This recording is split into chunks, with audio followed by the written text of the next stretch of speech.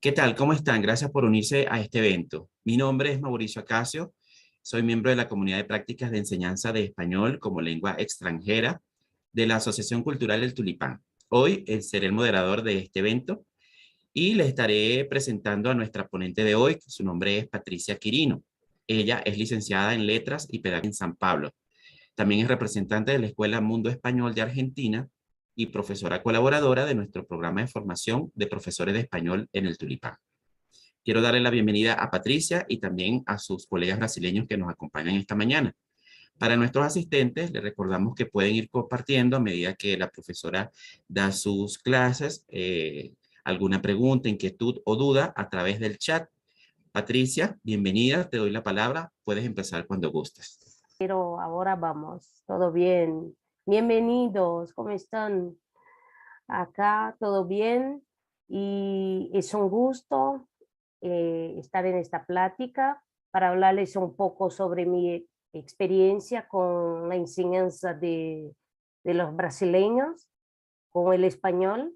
Entonces, vamos a hablar un poco de los aspectos lingüísticos y culturales que encontramos en la enseñanza del español a brasileño.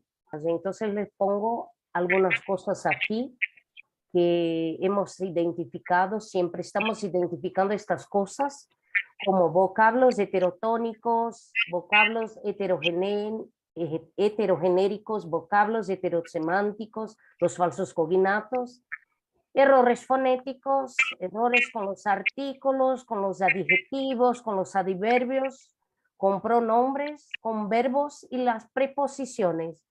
Ven que es mucha cosa, ¿no? Que muchas veces hacemos la interferencia de nuestra lengua con el español en estos casos.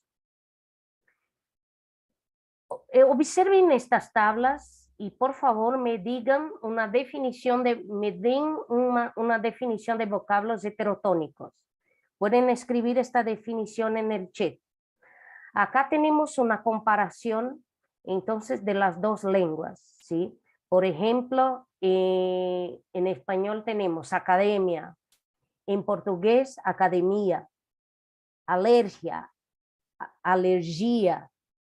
Entonces, eso es un tema porque los alumnos difícilmente hay que trabajar mucho este tema con ellos para que, con muchas actividades, para que ellos logren hablar de la manera correcta, porque les cuesta, porque es muy distinto. La sílaba tónica está en lugares totalmente diferentes, ¿sí? ¿Qué me dicen ustedes sobre qué definición podemos dar a estos vocablos heterotónicos, por ejemplo, en español? ¿Qué son? Creo que los vocablos heterotónicos son vocablos, por ejemplo, que en la escritura se parecen, y mientras la acentuación es diferente en las dos lenguas. Muy bien. Entonces, estos son algunos ejemplos de vocablos heterotónicos que tenemos. La sílaba tónica está en un lugar distinto del lugar donde la escrita es la misma, ¿sí? Pero la sílaba tónica está en lugares distintos, ¿sí? Después tenemos ejemplos de vocablos heterogenéricos. Por ejemplo, tenemos estas palabras como la leche, en portugués tiene género distinto, género masculino, género femenino, de acuerdo con la palabra. La leche o leite, la miel o mel, la nariz o nariz. Miren la confusión que eso puede dar cuando están hablando el español, ¿sí? A ellos dicen, ay, no creo que esta palabra es masculina. Árvore, árbol, el árbol en español. Para nosotros, a árvore es femenino.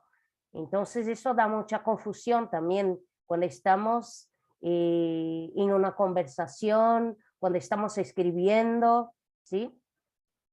Otro tema que aquí es siempre un gran tema, que son los falsos cognatos, los vocablos heterosemánticos. Cuando estamos hablando una determinada palabra, cuando dices, por ejemplo, taza en español, que nosotros entendemos, que serían las copas, ¿sí? Escoba, que entendemos, que sería un cepillo, y así con muchas palabras eso va a ocurrir. Propina, soborno, entendemos, que propina es un soborno, ¿sí? Y cuando esta palabra también de la propina en circunstancias culturales, por ejemplo, no estamos acostumbrados a visitar, por ejemplo, a un país en que tienen la costumbre de dar la propina. Para nosotros eso es muy raro, dar la propina después de, no es cultural para nosotros, después de pagar, que se deje una propina al camarero. Para nosotros nos suena raro eso, porque cuando pagamos la cuenta acá en Brasil, normalmente ya está incluida en la cuenta la parte de la propina al camarero. Entonces, no es normal que se deje a más, después de pagar la cuenta, una propina. Y eso es un elemento cultural también que vale la pena comentar. Otra palabra que es muy peligrosa para nosotros, la palabra transar, una transacción, para nosotros es lo mismo que tener sexo. Entonces es una palabra muy complicada, ¿sí? Bueno, otras más, porque son muchas, muchísimas palabras, utilizamos varios falsos cognatos, y como por ejemplo vaso, que entendemos como un florero. Una palabra como rato, un momento, que pensamos, o ratón, qué raro eso. Oficina, como un taller para nosotros. Escritorio, ahí en cambio sería para nosotros una oficina, pensamos, ¿sí?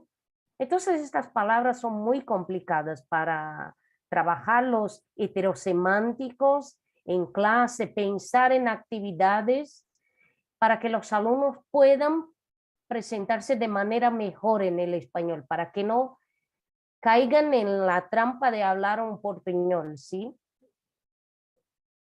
Bueno, con respecto a los errores fonéticos, tenemos la tendencia de nasalizar las palabras, como por ejemplo una palabra como pan, y no pan, Ana, como Ana, nos cuesta hablar estas palabras sin nasalizarlas, ¿sí? Y la R vibrante como rosa, ¿sí? ¿No? Muchas veces las palabras perro y pero, ¿sí? Nos cuesta hablar. Los chicos, ay, no consigo hablar, no me sale esta R vibrante, entonces no consigo hablar rosa, no consigo hablar perro. Entonces, el perro de mi madre, entonces nos cuesta hablar la R múltiple, ¿sí? Sale como una fricativa. Errores con los artículos. Normalmente ponemos antes de palabras de nombres propios la, por ejemplo, el Brasil perdió el mundial. Entonces sale bastante eso. Se adiciona la o el artículo antes de los nombres propios. La presencia del artículo delante de los posesivos. Mi casa es grande. ¿Sí?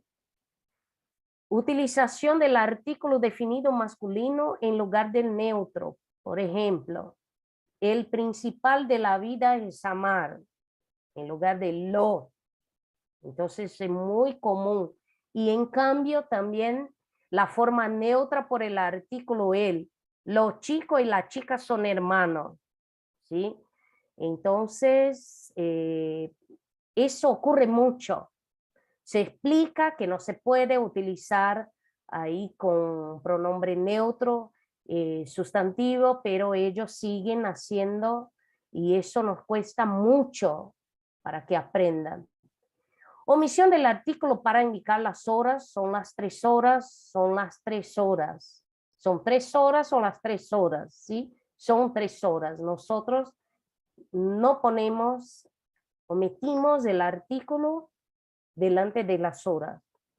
Y también delante de los días de la semana y las estaciones se emplea la preposición y el artículo definido en portugués, pero en español solo se usa el artículo o la preposición. Ejemplo, en el domingo voy a la casa de mi abuelo. Entonces, tenemos la costumbre de utilizar en lugar de, ponemos la preposición antes del artículo, porque en portugués sería no domingo. Entonces, hacemos estas contracciones. Otro problema, entonces ahí como en el ejemplo, voy a viajar en el verano, en lugar de voy a viajar en verano. Entonces, en el mismo caso, pensamos Patricia. ¿sí? No, una pregunta. Tengo una curiosidad.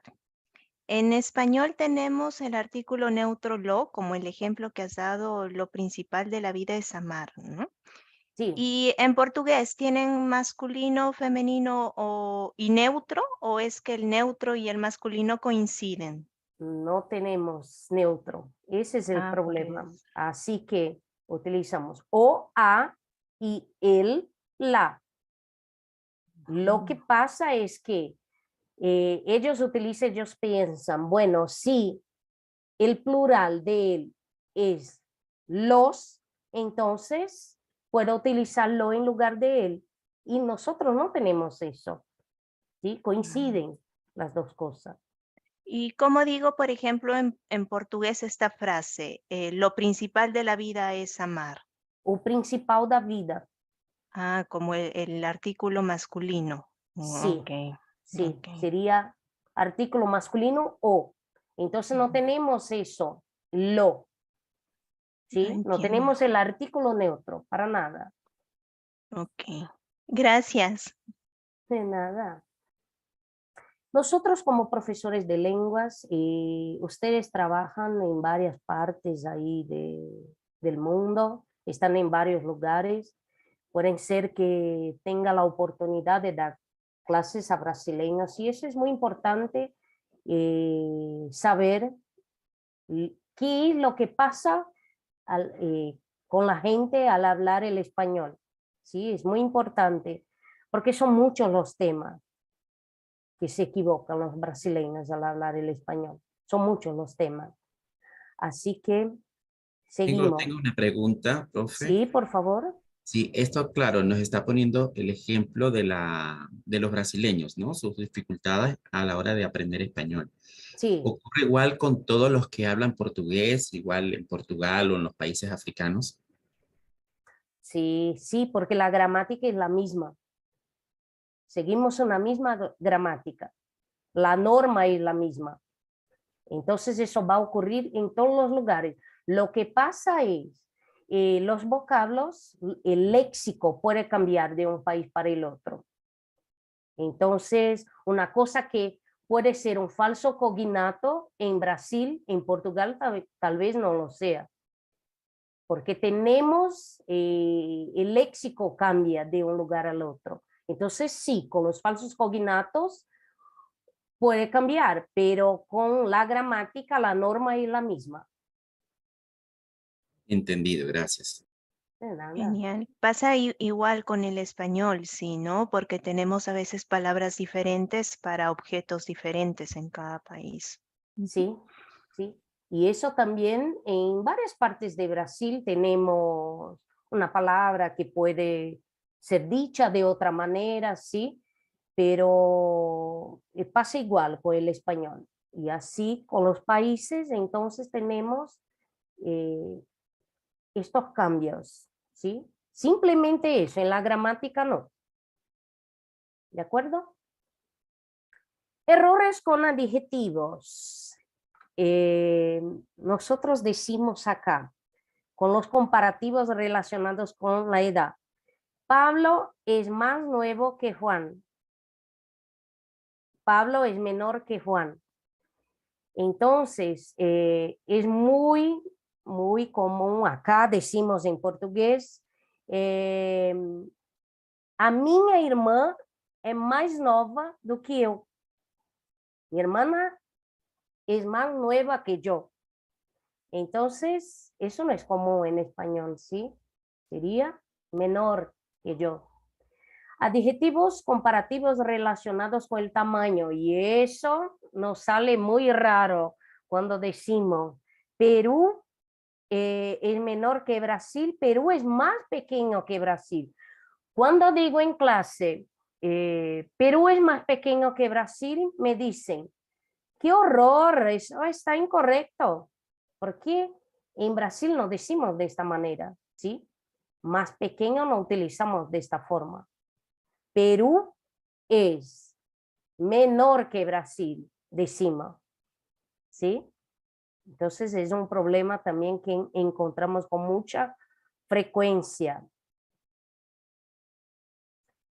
Con los adverbios, suelen utilizar el adverbio luego con el significado de inmediatamente del portugués, logo del portugués. En español equivale a después. Anoche fuimos al teatro y luego a una fiesta. Hablamos de esta manera. Es necesario aclararles que la expresión desde luego significa ciertamente, sin duda alguna. Entonces, es un falso, digamos que sea un falso cognate esta palabra también para nosotros, ¿sí? Por lo general, utilizan la expresión también no. Entonces, no me gusta hablar el inglés. Ay, también no. Entonces, es común que escuchemos la gente hablar así, en lugar de tampoco, del adverbio tampoco, ¿sí? Patricia, no existe entonces tampoco en portugués. Hay, pero no utilizamos, casi no lo utilizamos, Ah, ¿sí? ok. Pero hay la palabra tampoco, pero Ok. con el mismo sentido, pero casi no la utilizamos, no es común utilizar tampoco, tampoco, ¿sí? Ok. Errores con pronombres. Acá, digamos que sea la cosa más complicada, porque cuando hablamos de objeto directo, indirecto, en el español, ya nos hacen una cara así como, ay, tenemos que aprender eso. Y cuando explicamos la combinación que hay que hacer con el objeto directo y el indirecto, que no tiene mucho que ver con el portugués, ahí nos trae muchos problemas con, ay, no consigo aprender eso, me cuesta mucho. Porque en español, cuando el pronombre viene detrás del verbo, se une a este con una sílaba más, sin el uso del guión. Nosotros utilizamos el guión, por ejemplo. Utilizamos el guión o no. Se puede utilizar de dos maneras. Por ejemplo, me chame o chama-me. Chama-me, en este caso, chama-me, utilizamos el guión para separar el pronombre, ¿sí? Y en español no tenemos eso. Entonces les cuesta entender que hay que estar junto cuando el verbo está en infinitivo, gerundio, imperativo. Porque en nuestro caso, en la lengua portuguesa, no. Va siempre seguido del guión, ¿sí? Llámame después. O utilizamos me chame depois o chama-me depois. Entonces tenemos dos usos, pero siempre que haya después hay que utilizar el guión. Patricia, así como lo hemos escrito, ¿está bien estos ejemplos? Sí, sí, sí. Ujú. Diomandé quiere participar.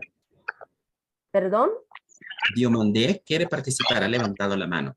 por favor. Tengo una pregunta.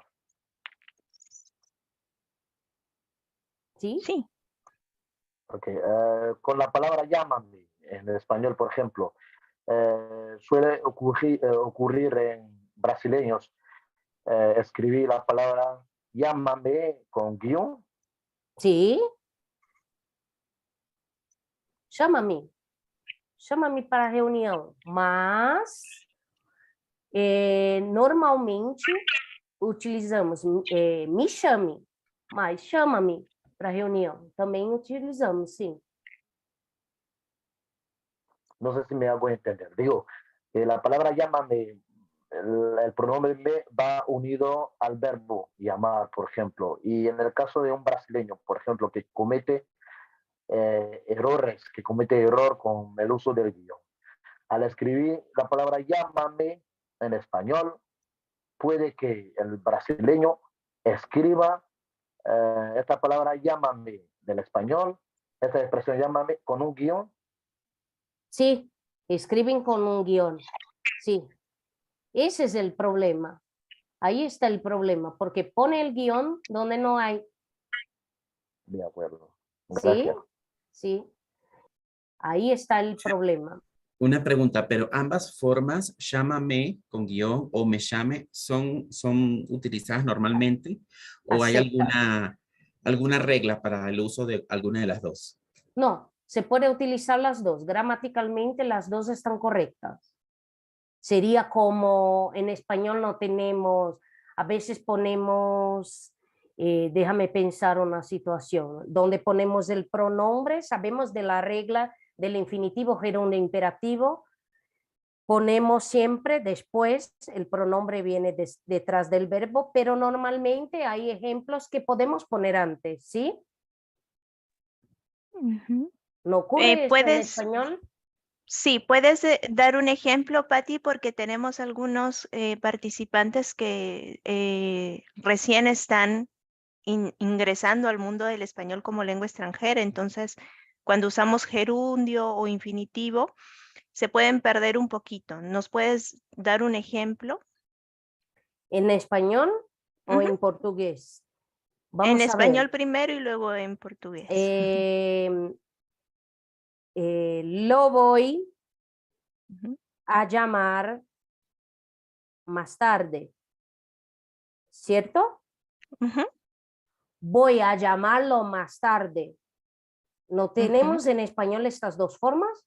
Sí. En portugués también se puede utilizar el pronombre antes, me chame o chámame. Igual, Ujú.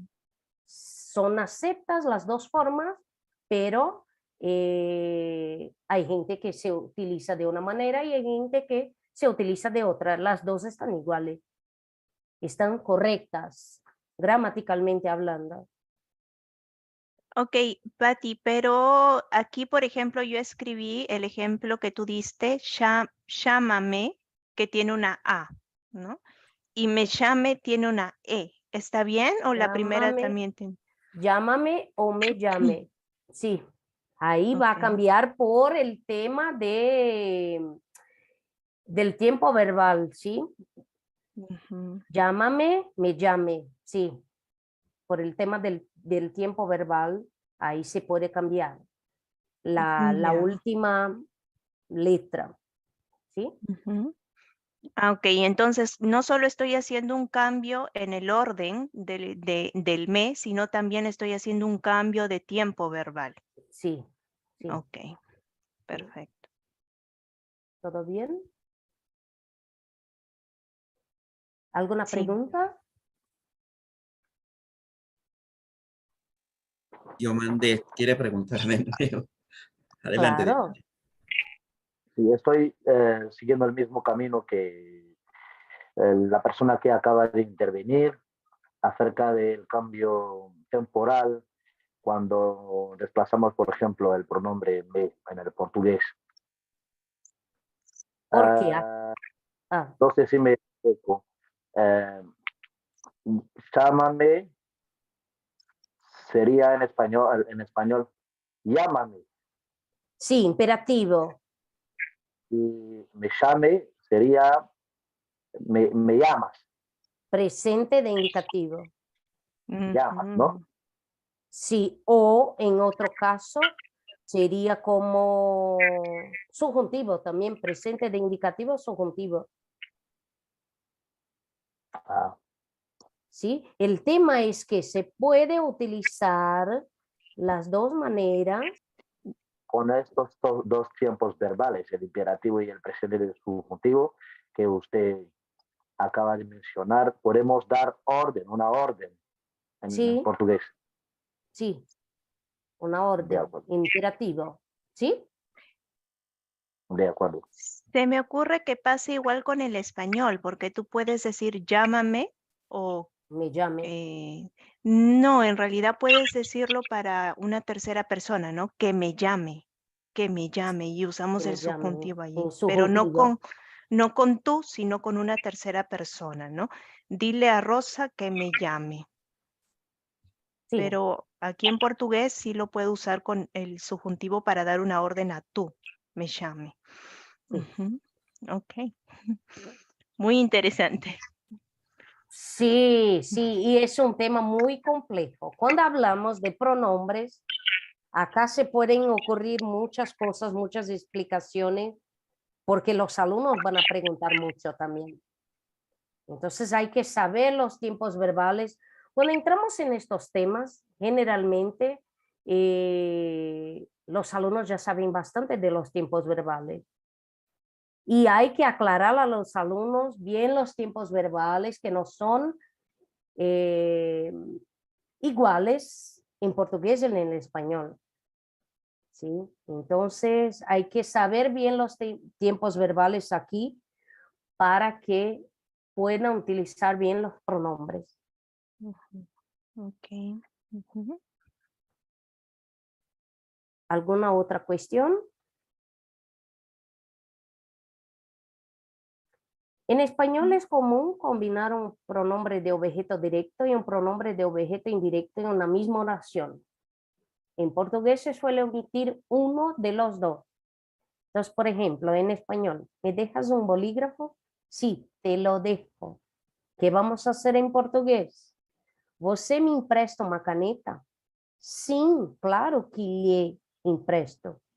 Claro que a empresto para você. O sea, que saco, omito uno de estos pronombres, no utilizo dos. Entonces, ahí también es un tema, ¿sí? Porque no, para nosotros no es común eso. Y Y cuando les Patricia, digo, ¿sí? entiendo que puede ser una cuestión de uso, ¿no? Que tienen, los brasileños tienen esta tendencia, pero mi pregunta es, gramaticalmente, ¿no se pueden utilizar dos pronombres juntos, uno de objeto indirecto y otro de objeto directo? ¿No es posible? Por ejemplo, você me empresta uma caneta? Sim, eu a empresto. No, no es posible utilizar dos, porque siempre voy a hablar, voy a sustituir una sola cosa y nunca dos en Wow. portugués. Sí, sim, claro, te empresto, empresto, a empresto, no utilizamos dos, nunca, es imposible, ¿sí? Ok. Mira, acá hay un comentario en el chat y aprovechamos para contarte porque en Perú usamos lapicero en lugar de bolígrafo Ujú. y cuando queremos pedir prestado utilizamos un verbo parecido al portugués. ¿Me prestas un lapicero? ¿Me prestas? Nunca usamos dejar. ¿Me dejas? Esto es muy, muy español, ¿no? Sí, muy bien, ¿de Bien. acuerdo? Pobrecitos, y cuando les tenemos que enseñar celo o cela en una frase debe ser muy difícil para ellos, ¿no? Muy difícil, incluso los profesores hay que estar muy preparados para explicar este tema. Es un tema súper difícil para que entiendan. Es muy, en verdad es muy difícil. La gente que da clases a brasileños, no sé si hay alguien ahí, creo que hay compañeros de trabajo brasileños que quieran comentar eso. Sería bueno. ¿Hay alguien? Daniel quiere participar, creo que no es brasileño, pero le damos la palabra para que participe. Sí, por favor. Hola, bueno, soy residente aquí, casi brasileño, naturalizado. Eh, sí, vivo aquí más de 3 años y vivo en San Luis de Marañón. Eh, bueno, sí, quería justamente preguntar y también, primero adicionar y después preguntar cómo es que se les puede enseñar. Me parece que es el pronombre de objeto directo. Pero hay una cosa que nosotros, bueno, los hispanos hacen tanto en la formalidad como en la informalidad, el hecho de juntar esas 3 palabras en una sola. Por ejemplo, en el caso de envíamelo, por favor, ¿no? O envíemelo si estoy hablando con una persona a quien trato de usted. Esta parte es la más complicada, porque ahí tienen que distinguir si es para una persona de usted o una persona que trata de tú, porque ellos dirían normalmente, envía eso para mí, por favor, ¿no? Eso. Y entonces sería, envía eso para mí. Yo, ¿sabe? Un problema también es porque, disculpa, el problema es porque a veces uno quiere escribir en portugués formal, porque tienes una carta, no sé, del jefe, y como no estás tan acostumbrado a decir eso, no sabes si es envíeme yo o envíeme ye. Es complicado porque nunca escuché a alguien decir envíame, no sé cómo será la forma brasileña de eso. ¿Cuál? Pero ellos no entienden. Yo puedo decir en una sola palabra que envíe una cosa para no, envíeselo, envíanoslo, por favor, ¿no? Y eso lo puede escuchar una persona que esté académica en Perú o una persona que tal vez que no tenga estudios. Es muy normal para nosotros y ellos, me gustaría saber cómo podemos hacerles entender eso, porque es complicado, ¿no? Y también la diferencia entre el tú y el usted hace que cambie la palabra, ¿no? Envíemelo o envíamelo, ¿no? Entonces, es una adición que quiero hacer, tal vez alguna Un tip. un tip, sí, para eso sería bueno. Ya tengo varios meses dando clases a brasileños y bueno, me gusta expandir el español por este país tan lindo. Gracias. ¿Y te cuesta también explicar eso a ellos? Bueno, ¿sabe lo extraño de Brasil? Depende de la región de donde venga. Una persona de San Luis de Marañón, por ejemplo, de la parte norte, tiene más tendencia a, a tener más reglas portuguesas, antiguas. Ellos incluso pueden pronunciar la R con fuerza, ¿no? Rata, rosa. Una persona del sur de Brasil no tiene esas características, entonces a ellos sí les cuesta aprender. Parece que ellos no se han quedado, tienen un portugués, no sé, si es más moderno o es más, uno tal vez digamos, más moderno, ¿no? No sé. Entonces, va a depender de la región de Brasil, porque pensemos que este es un país muy grande y que de aquí a São Paulo es como decir de Caracas a Buenos Aires. Entonces, me parece que sería bueno también profundizar en eso, cómo se les puede hacer entender, si la regla esta de usar tablas ayuda, ¿se acuerda de esos cuadros? ¿O qué técnica es la mejor que pueden usar para memorizar eso acostumbrarse a eso también? Muchas gracias. De nada. Bueno, nosotros solemos hacer muchos ejercicios estructurales con eso, hasta que entiendan. Pero en el habla, haciendo ejercicios orales, por ejemplo, puedo dar al principio el ejemplo. ¿Cómo arreglas tu casa todos los días? Ahí pedimos la respuesta del alumno. Arreglo. Dicen así. en portugués. Arreglo, ya está. Sí, pero, la arreglas. Ahí, de la casa. Sí, la arreglo todos los días. Y así vamos, dando ejemplos de su cotidiano. Ellos van entendiendo las estructuras. Así cuando cometen un error, arreglo todos los días. ¿Cómo? La arreglo todos los días. Entonces van dando, se dan cuenta a través de ejemplos las estructuras correctas y escuchando mucho porque suelo, por ejemplo, dar las clases todas en la lengua española.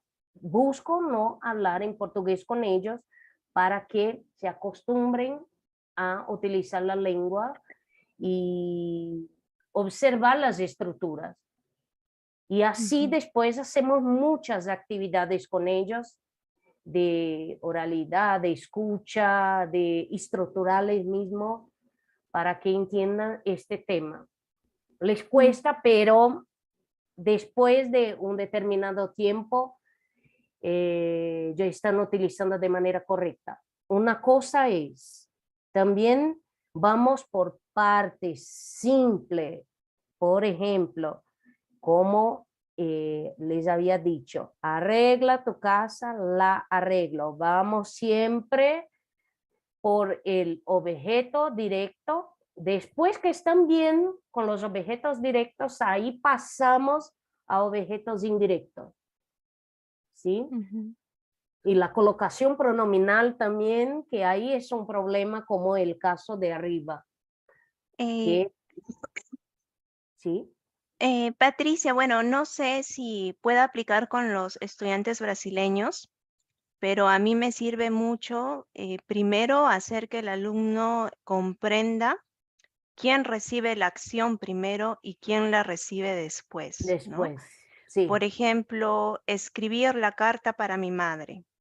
Tienes que escribir algo, ¿no? La carta, eso es lo primero que recibe la acción. Y hay una segunda parte que también recibe la acción, que es tu madre, pero no puedes ir directamente a tu madre sin pasar por la carta. Sí. Y así ya ellos identifican objeto directo, que es la carta, y objeto indirecto, que es la madre. Pero luego, por ejemplo, cuando tenemos que combinar en una sola frase el directo y el indirecto, trabajo mucho con una narrativa que es la mudanza. ¿No? Te vas a mudar a otro país, no puedes llevar todas tus cosas, entonces quieres ver a quién le regalas tu equipo de sonido, a quién le regalas tu lavadora. Entonces tienes una amiga que tiene muchos hijos y los niños ensucian mucho la ropa, y esta amiga es Carla. Entonces, la lavadora, déjasela a Carla, ¿no? Tienes Sí. un amigo más joven que le gusta mucho la música, los discos de música, déjaselos a, no sé, a este chico, ¿no? Entonces, con esa narrativa ellos pueden acostumbrarse un poco más porque en español tal vez ellos no lo usan al hablar, lo van a evitar, pero cuando escuchan a los nativos todo el tiempo estamos combinando estos pronombres en las frases, ¿no? Sí. Y aunque ellos lo eviten para hablar, tienen que entender cuando escuchan al nativo, que está hablando de la carta, de la madre, la carta, ¿no? Sí, Wow. Ros. ¿Y qué hacemos? Yo suelo utilizar esta misma actividad como herencia.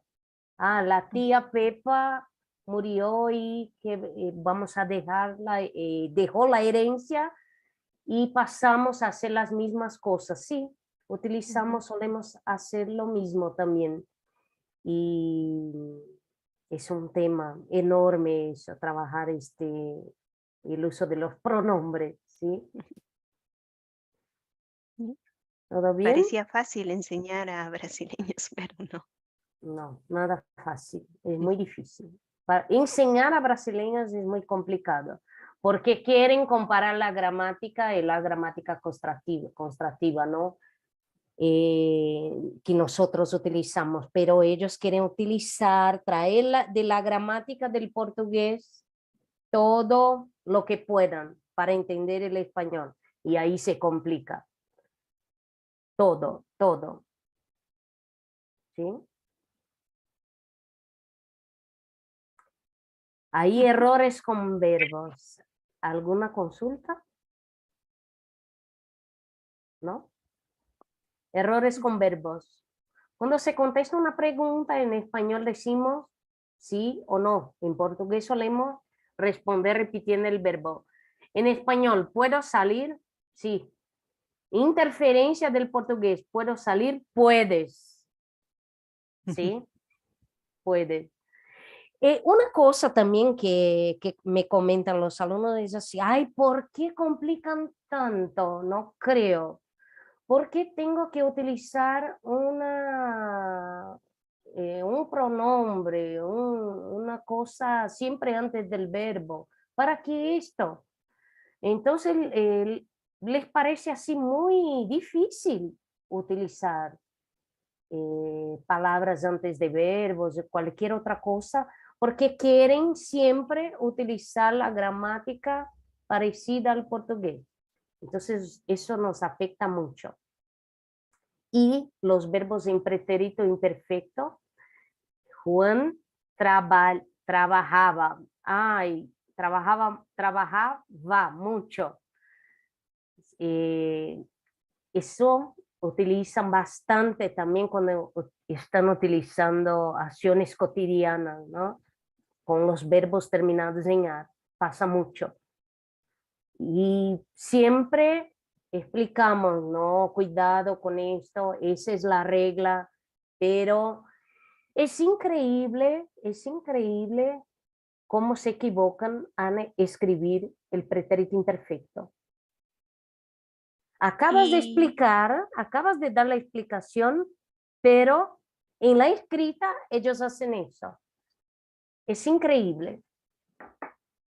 ¿Y solo en la escritura o también cuando hablan mantienen la pronunciación de la V? Porque tienen este sonido en portugués, ¿no? Nosotros, aunque escribamos la V, casi siempre pronunciamos una V fuerte o bueno, una V grande, un poco suave, dependiendo de la posición en la palabra, ¿no? Yo noto que siempre utilizan la escrita. ¿Por qué? Hay otro tema ahí también. Ay, profe, ¿cuándo escribo con V y cuándo escribo con B?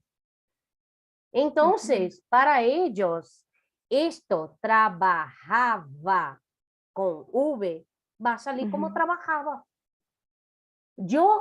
Ellos van a decir trabajaba porque saben que la V tiene sonido de B, pero en la escrita van a ser incorrectos.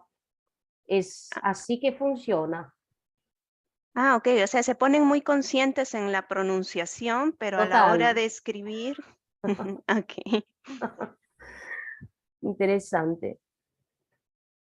Bueno, esto es otro problema que encontramos con la preposición a, con la perífrase del verbo ir. Voy a viajar la próxima semana.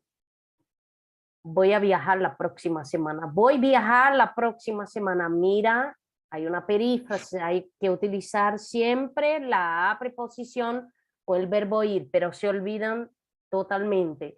Eso en las evaluaciones es un problema porque en las escuelas privadas, por ejemplo, se enseña mucha estructura, porque la cosa es que aprendan estructuras, no es hablar. El objetivo no es hablar, es aprobar en una evaluación. Entonces, hay que explicar mucho estos temas de la gramática para que se vayan bien en la evaluación. Pero se equivocan en escribir. Yo veo mucho eso en el cuadernillo, en la evaluación. Mira, no se puede olvidarla, pero se olvidan porque hace interferencia con la lengua portuguesa. ¿Sí? Entonces, en portugués, ¿qué utilizamos para indicar el medio de transporte? La de preposición. Nunca utilizamos en. No decimos vou en metrô, que ahí tenemos la palabra metrô, decimos de manera diferente, no metro, metrô. Entonces, voo de metrô, voo de carro, voo de ônibus, nunca en. Les cuesta entender eso. Me gusta viajar de tren, de autobús, dicen los muchachos, ¿sí? Aquí tenemos una recomendación para conocer un poco más de los errores, ¿no? Común entre los estudiantes brasileños.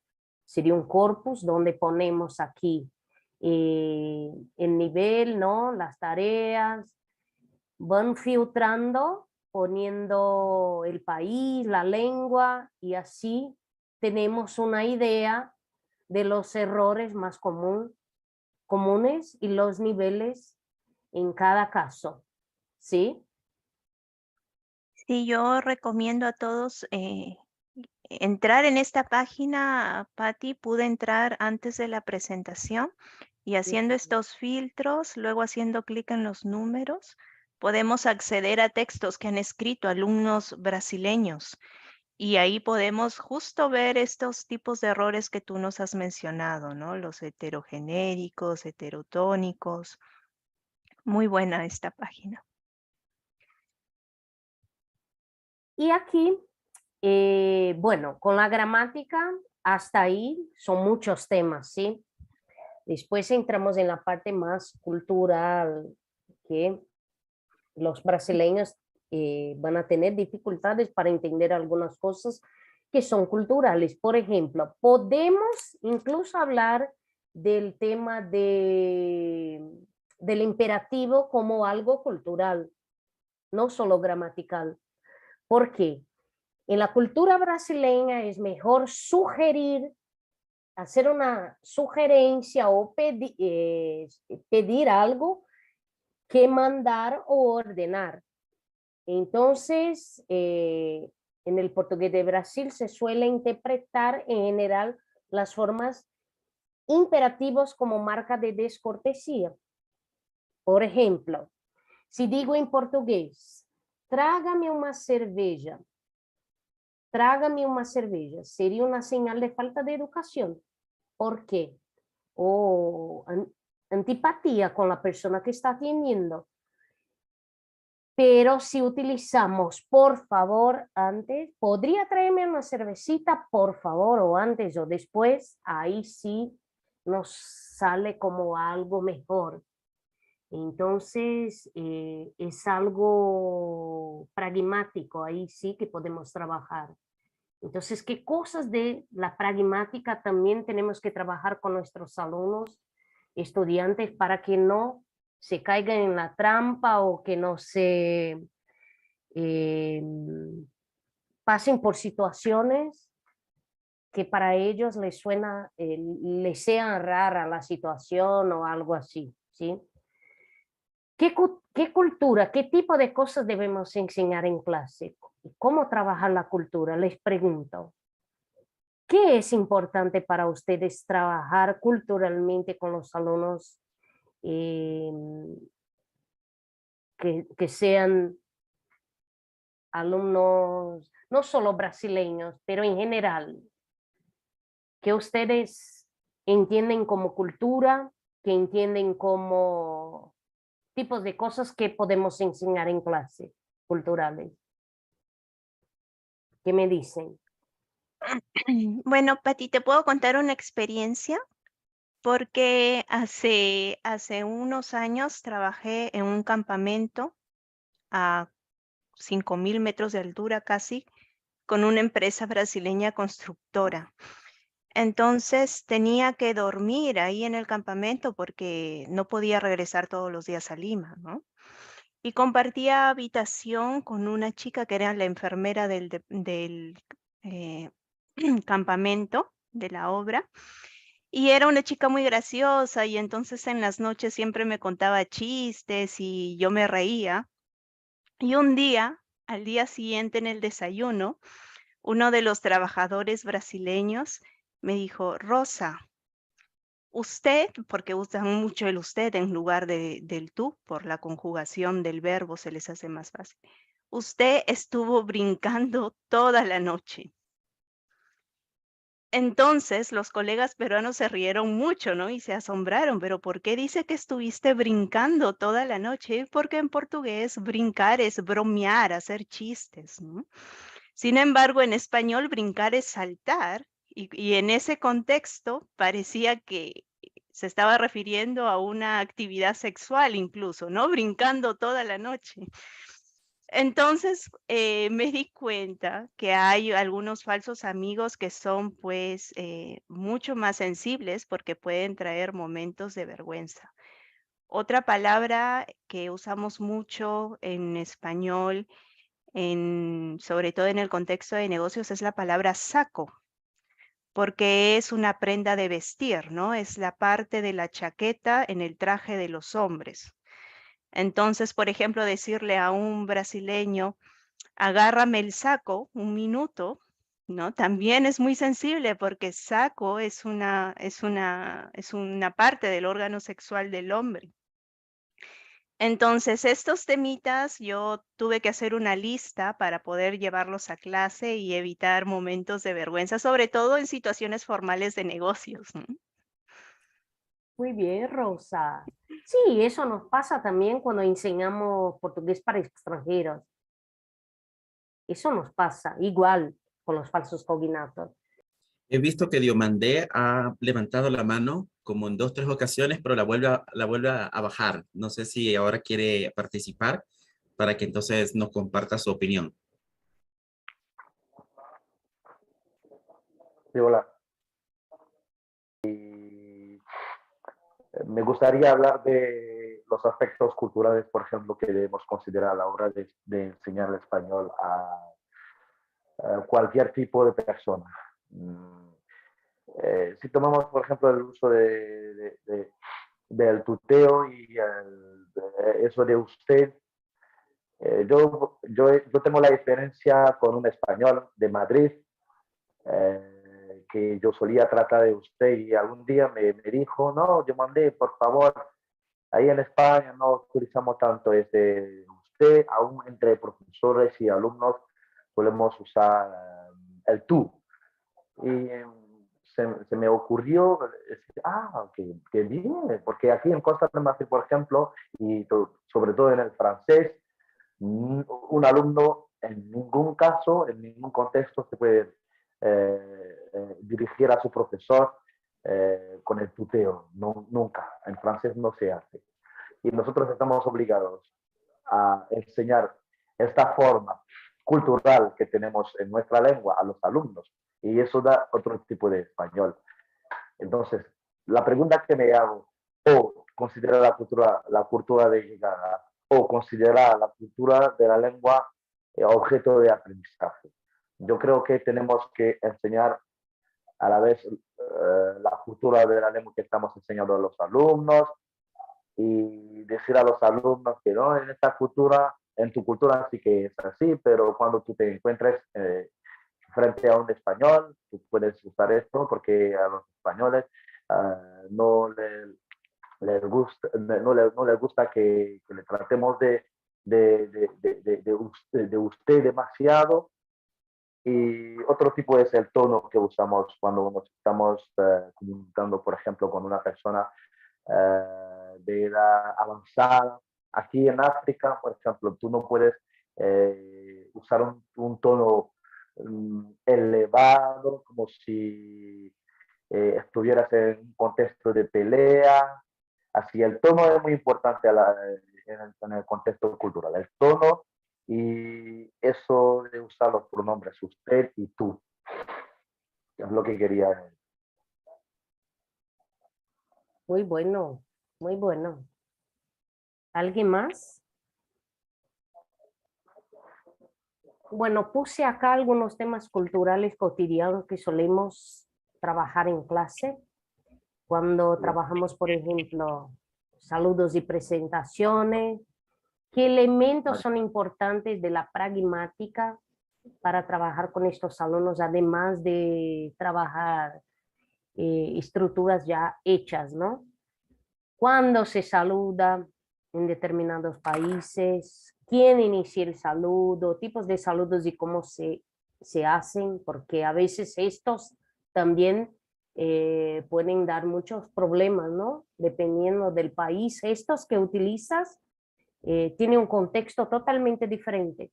Cómo se presentan las personas, en contexto de familia, relaciones entre ellos, momentos de contacto, ocios, vacaciones, distribución de funciones, dinero, cómo tratan con estos temas, discusión, debate, insulto, qué tono, ritmo o tipo de lenguaje se emplean. Pati, una pregunta. Y relacionado con lo que nos dijo nuestro amigo que intervino hace un ratito. Porque el tema del saludo o de las presentaciones tiene que ver también con tú y usted, ¿no? Sí. Es cierto que en España, porque he tenido trato con colegas de allá, he estado un tiempo por allá, el usted se toma como algo muy formal y que ayuda a incrementar una distancia entre las personas, ¿no? Entonces, en muchos casos ya en España no se utiliza el usted y tampoco cuando te acercas a un profesor, no le dices doctor o profesor, sino que lo llamas por su nombre de pila. En Perú, sin embargo, creo que todavía somos un poquito más formales y jerárquicos y de repente en el sector público, de repente no en el privado, pero en el público, todavía se mantiene el usted para el jefe o el doctor o el profesor, según el trabajo o la profesión de la persona a la que te dirijas. Cuando tú estás en Brasil y tienes que hablar de estos temas culturales con tus alumnos, ¿sigues, digamos, la cultura de España o también mencionas de repente lo que pasa en algunos países sudamericanos? ¿O qué es lo que haces tú para marcar un referente cultural? ¿Tomas siempre España como referencia? ¿Hablas de otros países?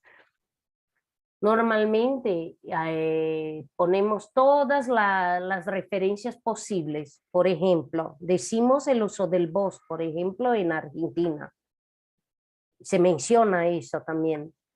Se menciona el uso del vos. No tomamos España como referencia porque estamos cerca, estamos siempre en contacto con los países de América del Sur.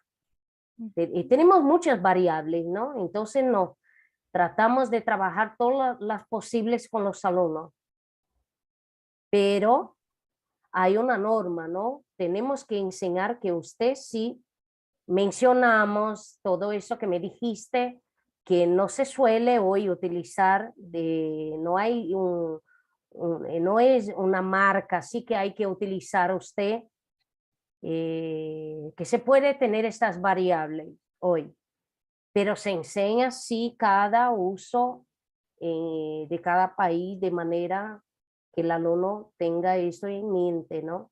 Que se pueda utilizar en cualquier tipo de situación.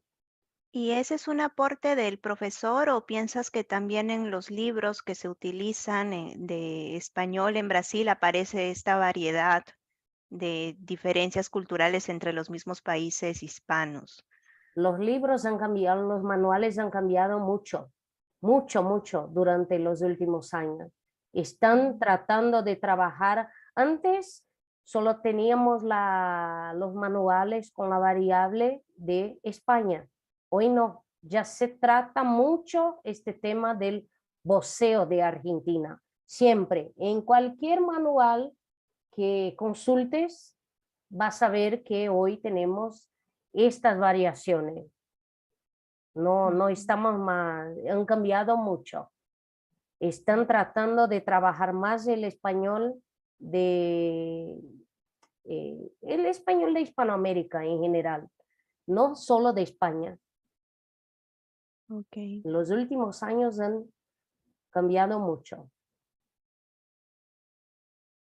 Ok, gracias, Pati. Nada. Entonces ahí son los temas que nosotros solemos trabajar con ellos, ¿sí? Y ahora les propongo una tarea de reflexión. Entonces, vamos a separarlos en grupos. Voy a darles como 10 minutos para que puedan discutir sobre cada uno de estos temas. ¿Qué elementos culturales qué temas culturales podemos utilizar en estas situaciones que les propongo? Tenemos 4 situaciones, así que quería separarlos en 4 grupos. ¿Sí, Rosa? ¿Es posible que me Sí, es ayudes con posible. eso? Ujú. Y van a discutir ahí en 10 minutos qué temas culturales ustedes utilizarían en estas situaciones con los alumnos brasileños. Muy bien, entonces en un momentito los voy a mandar a grupos y ¿Sí? cuando estén en grupo van a poder ver la pantalla, así que no se preocupen para que puedan discutir. ¿Está bien? Gracias, Rosa. Muy bien, Entonces, entonces vamos. Me encanta porque no son los típicos temas culturales de monumentos turísticos, sino que hay otros aspectos culturales del día a día, ¿no? La cultura del día a día, no solo la cultura histórica. de todo. Bien, perfecto. Entonces, ¿alguno de los participantes quisiera mencionar qué temas culturales trataría en el primer contexto? Puede levantar la manito. Bien, ahí tenemos a Diomandé. Vamos, Diomandé. Digo que antes de contestar voy a leer rápidamente el ejercicio.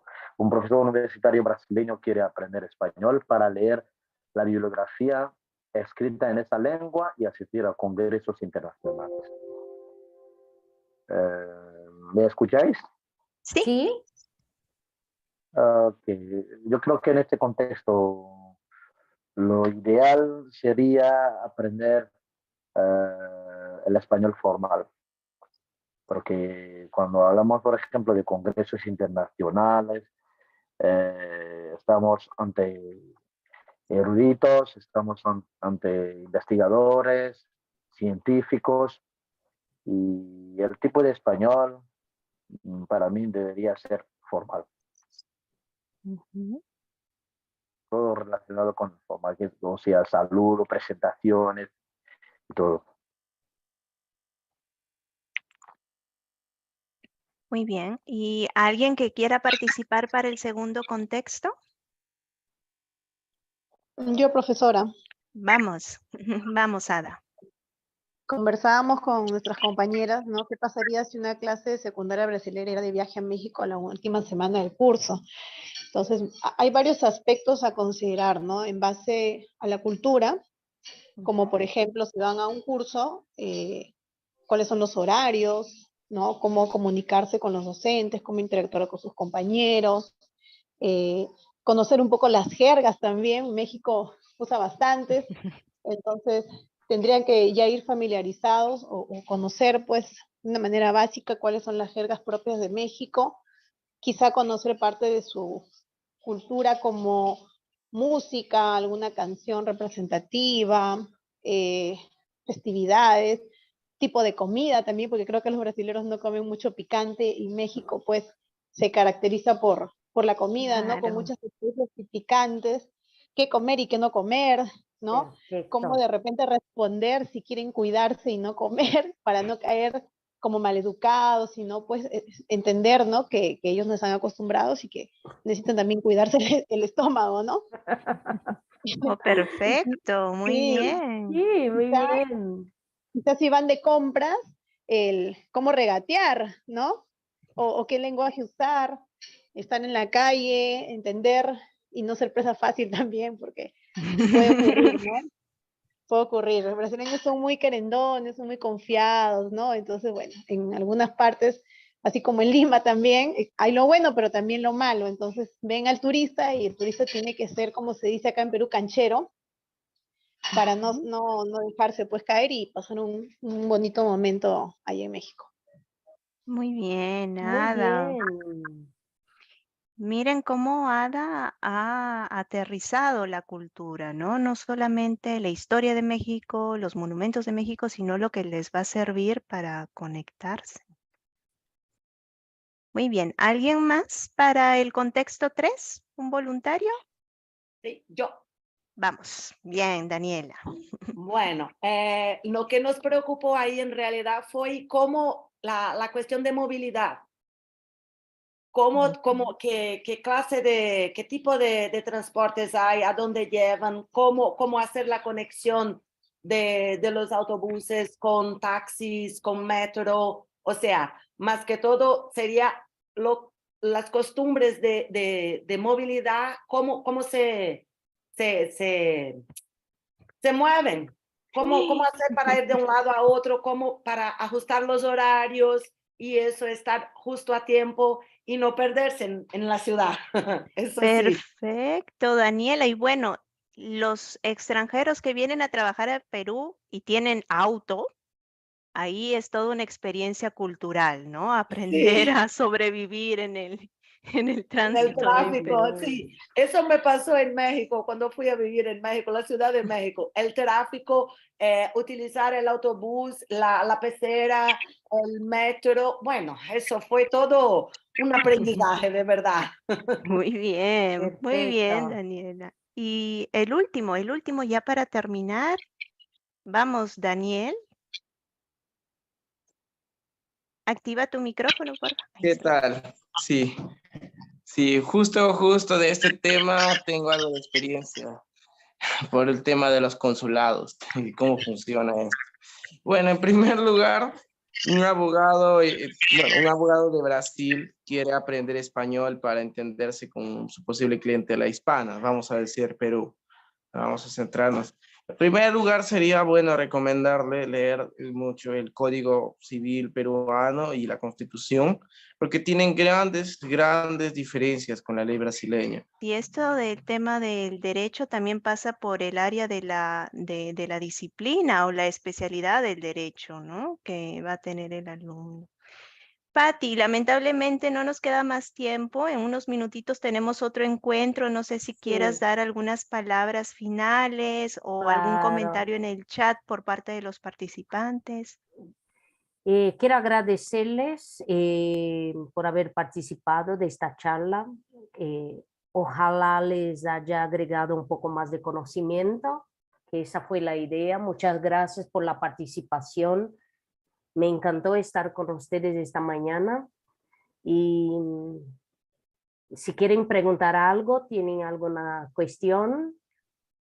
Bueno, de mi parte, muchas gracias por todo y seguimos a la disposición, ¿sí?